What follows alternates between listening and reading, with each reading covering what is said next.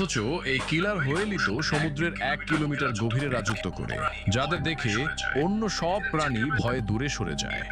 তাহলে এরা নিজেরাই কেন এত ভয় পেল? এর ঠিক পরপরই ভারতের ওড়িশা উপকূলে 7 লাখেরও বেশি কচ্ছপ ভিড় জমায়।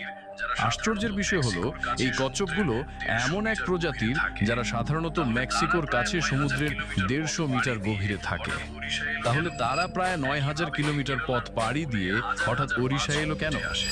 একইভাবে কেরালার উপকূলে হাজার হাজার মাছ উঠে আসে, সেখানেই তারা ছটফট করতে করতে মারা যায়, কিন্তু সমুদ্রে আর ফিরে যায় না। মেক্সিকোর সৈকতে আবার এক অদ্ভুত প্রাণী ধরা পড়ে। প্রায় 6 মিটার লম্বা সেই মাছের শরীর ছিল রাবারের মতো, আর তার চামড়া ঝকঝকে করছিল।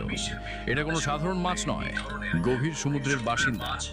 কিন্তু আজকাল বিশ্বের বিভিন্ন দেশের উপকূলে এই ধরনের গভীর সমুদ্রের মাছ মৃত অবস্থায় ভেসে উঠছে।